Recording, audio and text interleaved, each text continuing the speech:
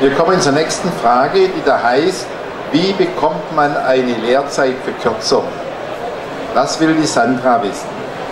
Eine Lehrzeitverkürzung gibt es zwei Möglichkeiten. Eine Verkürzung von vornherein, das heißt, aufgrund einer schulischen Vorbildung, Realschule, kann man bis zu einem halben Jahr verkürzen, Abitur, Fachhochschulreife kann man bis zu einem Jahr verkürzen. Oder wenn jemand eine Berufsfachschule besucht hat, kann man auch ein Jahr Lehrzeitverkürzung vereinbaren. Ansonsten gibt es noch die Möglichkeit, durch andere Vorbildungen wie Studium oder vielleicht schon eine vorausgegangene Berufsausbildung, gibt es auch Lehrzeitverkürzungen.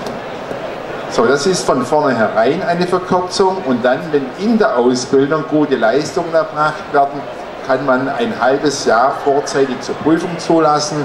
Das heißt, dann gibt es dann nochmal 6 Monate Lehrzeitverkürzung. Im Prinzip also zusammengerechnet könnte man 1,5 Jahre maximal Lehrzeitverkürzung vereinbaren.